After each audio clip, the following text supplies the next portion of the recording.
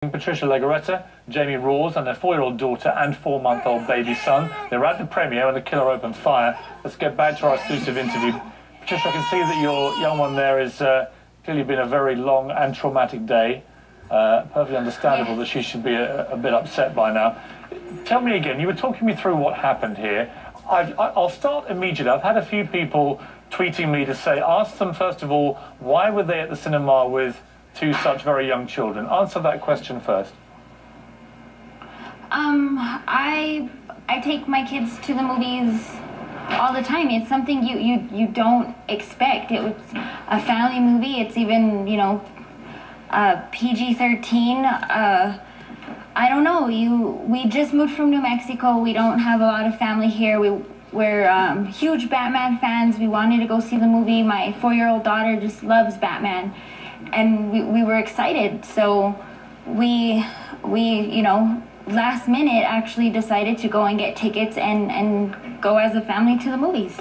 And once you and got also because Jamie, let me ask you. To be honest with you, I'm not that interested in why you took your children. You're perfectly entitled to. Yeah. I'd rather move to what happened to you. I know that, Patricia, you were hit by a bullet. Did you realise at the time you'd been hit by a bullet? Well, I did. I could feel the sensation. Yeah, I felt the tingling in my calf, and I remember at the time that I got hit, the young man who was next to me got hit as well, and at the same time that I, you know, screamed, I think I got hit, he at the same time screamed as well, and we both fell to the ground. And Jamie, and I Jamie, got hit when I was... I want to ask Jamie, could you see the killer? Could you see him? No, I was in the middle. I ended up on the rollover, and then I ended up crawling out, and I'm like, I'm gonna run out. I'm like, you can't run out. So I turned back, and I fall up the stairs and land on my forearm, and I laid the baby down, and I'm contemplating my steps, but I find myself standing up, looking around, and I could see through the corner of my eye. My idea was, don't see him, because if you see him, he can see you. Stay low, just try to hide, and people are falling all around, like you're just hearing screaming and right next to me, and I'm still standing. I don't know why I'm not hit, but every time a bullet flashed and a sound, you just hear the sound and your ears are ringing, and you're like, this one's gonna kill me. This is it. It's absolutely horrific, and I can quite understand why you're feeling now emotional about this. You had your family there, your whole family, and potentially facing the prospect of none of you getting out of that cinema alive and going to watch a movie. When you heard, I don't know if you heard the police just now revealing some of the details of the armory that this killer had built up. 6,000 rounds of ammunition he bought on the internet, 4 weapons, including this assault rifle. What is your reaction to that? There's a huge debate going on all around America today about gun control and so on. What is your reaction to the fact that this young man was legally able in the last 2 months to obtain 4 weapons, including an assault rifle, and so much ammunition, and commit this atrocity? It's not right. Like, I mean, yes, people are entitled to things, but how much weapons do you need? How many weapons? Like, these are destructive. They're not just handguns. They're shotguns, assault rifles, like you said, and they're just so fast at killing people. Like, you just realize how many people they can kill so fast. Because, I mean, this only took 3 minutes, and 70 shot, 12 dead. It's just, these are weapons of destruction. It's horrific. Jamie, did you think that you were going to get out alive, or did you fear that everyone was going to die in there? No, my thought was, this is how it ends. This is how I die. This can't be the way I die. This can't be the way my son dies. He's 4 months, and this can't be the way my girlfriend dies and our stepdaughter dies. She's 4 years, and just so many things pacing through your head. But every time you see a gunshot, you see it. I see it through the corner of my eye. I see someone drop, and I'm trying to like duck, dodge, like just trying to get out of the way, and people are falling next to me, but I'm still all right, and just thinking, this is it, and I just found myself at a point where I had to do something, and it was when I was gonna run down the stairs with Ethan, and I was like, he's gonna see me and he's gonna shoot me, and at the point at the time you don't realize it's one person.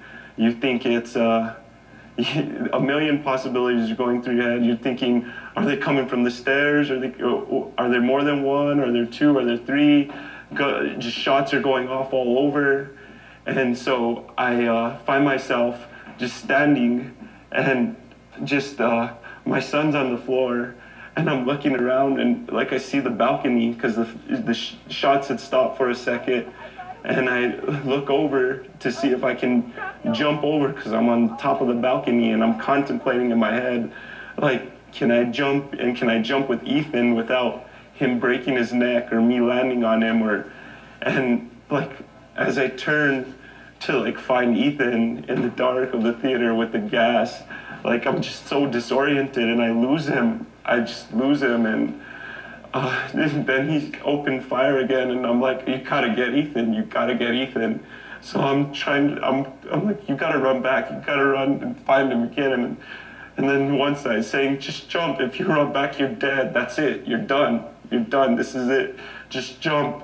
Just pray that he won't kill your 4-month-old. Just pray that you don't find him. And so I jump and I run and I land, and I'm running. As I'm running, I'm looking behind me to see if people are running behind me, and I'm looking for her and for our daughter, and I don't see them. And one half's telling me, just go back in, go back, like, you can't leave them in there. And it's like, well, if you go back, you're dead too. And what if our kids live and then they're orphans with no parents? And you're just thinking, like, please let them get out alive. And then I'm thinking, I don't want to live if they all die. I don't want to live if they all die. Just please, I'm praying, and I'm just praying.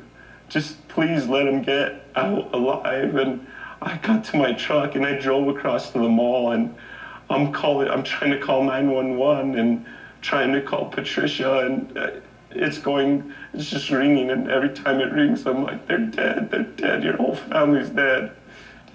They're dead. And I couldn't think, and then I got a phone call from a Colorado number, and I answered it, and thank God it was Patricia, and just telling me, I was waiting for her to tell me, like, I have Asla, do you have Ethan? And I didn't know what to tell her, and thank God she had them both. She had them both, and she was only shot in the head. I was just expecting someone to be shot in the head.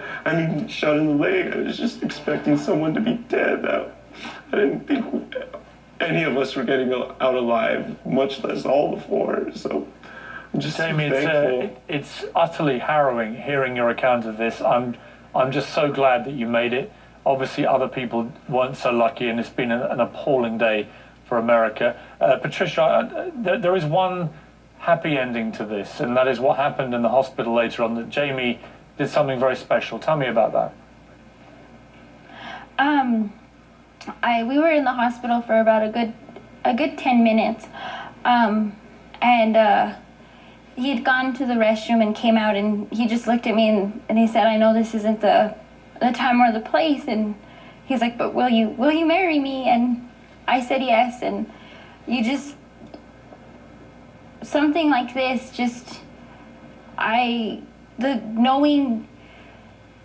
going through 10 minutes of thinking that he was dead and I'd never see him again, you never want that feeling again. And it's, sorry. Well, it's been an extraordinary conversation with you both. I'm so grateful that you're alive. I'm so grateful your children are alive.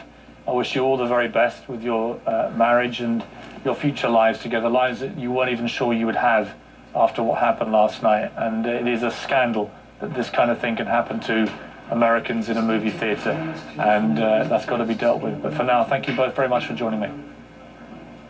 Thank you. Thank you.